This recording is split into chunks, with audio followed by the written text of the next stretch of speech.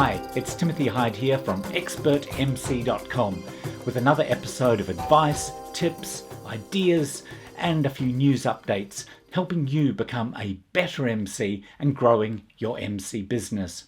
Now, in this episode, we're mainly focusing on corporate and association events. But don't worry, if you're one of our many wedding MCs that subscribe to this channel, please visit the website because we've got lots of ideas just for you right there. So I just want to tell you about 3 recent MC assignments that I've been working on or have just finished because I learned something valuable with each of them or reminded of something, and I thought I'd share it with you in this episode. The first one was at a lighting summit. This is the 4th year that I've actually been the MC at this one event. And the first lesson was exactly that. We have a great advantage as MCs that if we do a good job, we will get booked back.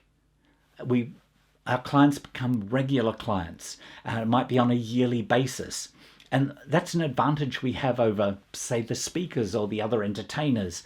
They might get them back a second year perhaps, but not 3 or 4 or 5 years in a row.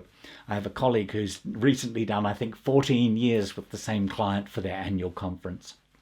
So this event was a lighting summit. And smart lighting, it was street lights and lighting up buildings and architectural design playing with light and artistic light and festival lighting, how they do streetscapes and things like that. We had the lighting director for U2 and David Bowie, he's done Emmy Awards, Bruce Ramus, amazing guy. That was one of the keynotes. Now, last year at the lighting conference, the organizer, the client said to me, Timothy, we need more interactivity.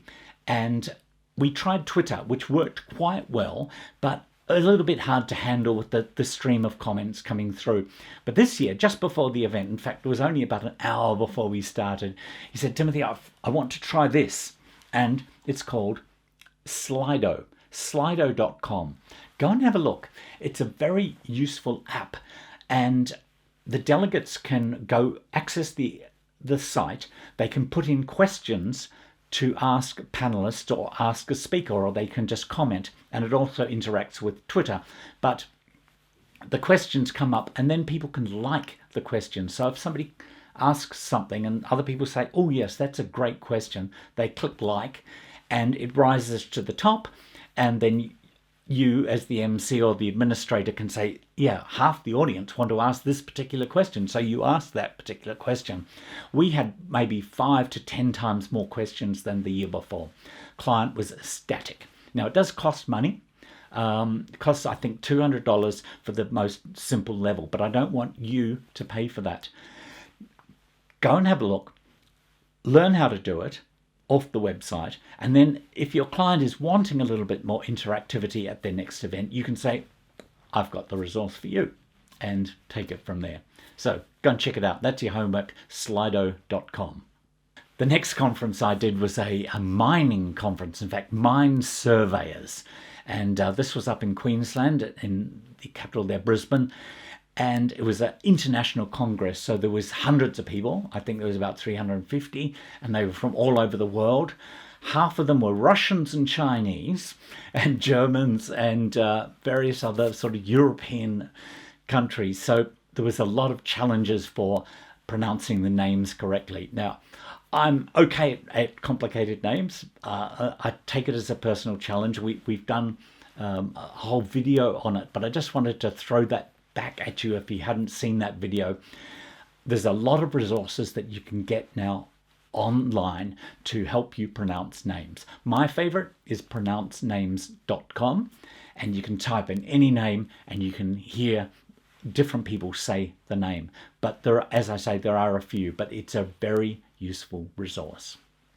And the next event I've got is a large insurance event. I've worked for this client before, but not for this particular division. This is in a couple of weeks' time down in Victoria. It's a full day of MC plus some evening at their gala event. Now, I've already, even though it's a couple of weeks away, I sent them an email saying, could you send me through the run sheet, the schedule, what's happening? They came back and said, oh, Timothy, it's not ready yet. It's going to be changing. And I said, well, just send me what you have. Now, I always try and do this, and I suggest you do too. Find out as much as you can, as early as you can. The reason being, even though it will change, you might have to rewrite your introductions or things, but you can start thinking about what you're going to do, what is going to be suitable. Once you get a bit of a feel for the event, you can run through your resource book. You can find out, say, oh, that might be suitable, and you'll know how many breaks probably will be during the day, because so you can sort out some exercises, etc. So that's my tip. Get as much information early as you can, even if it gets changed later on. Actually, somebody asked me the other day in an email, did I actually use the material that's in the ExpertMC Toolkit and Resource Book? And I said, of course I do. Look, I sent them back a photo of me sitting in my hotel room in Brisbane on one of the nights during the International Mining Congress, and having a small glass of wine and picking out a couple of things from the book. What was the one I used? The meek shall inherit the earth, but not its mining rights, which got a great laugh. There's another mining one there too. Somebody asked Getty, a young journalist, what's the secret to your success? How can I become fabulously rich? Getty looked at him and said, there are 3 things. Get up early, work hard, strike oil.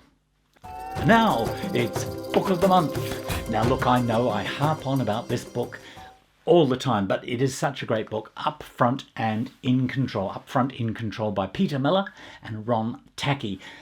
Look, to be honest with you, I read this probably twice a year, cover to cover. I just go through it again and say, oh yeah, there's little things, and you learn more each and every time. See, bookmark stuff.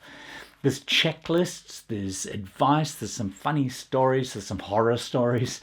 It's great. Live techniques, coping with problems, preparation, what do you need to ask, all the different markets that you can work in. Great book. I'll put a link to it. You can get it from the website, but I'll put the link in the notes underneath this, or you can find it at the resource section. Okay, if you're serious about being an MC, you really do need to read this book, even if you're doing weddings or corporate or association, either or, anything. Good book. Lastly, what's coming up with ExpertMC? We've actually got a little do-it-yourself project coming up. You'll be able to get it hopefully in the next couple of weeks. It looks like this, pretty simple to make, but it's got a fun surprise on the inside. It's called BWC, and you'll understand why when you read about it. What's great about it is it's a visual prop for an MC, so people stop talking and will watch. If you pull it out, your folio and say, what's this? They will stop talking. So it's a very handy tool. Plus, it's got a built-in laugh. And so I use it in just about every MC assignment that I do. Folks, that's it for this episode. It's run a little bit longer than 5 minutes, but we try and keep it quite short and tight. If you've liked the episode, please click like below. That will help us out, and it will help you find this episode again if you want to rewatch it.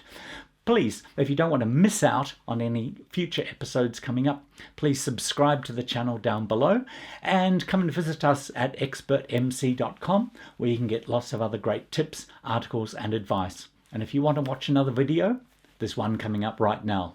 See you next time.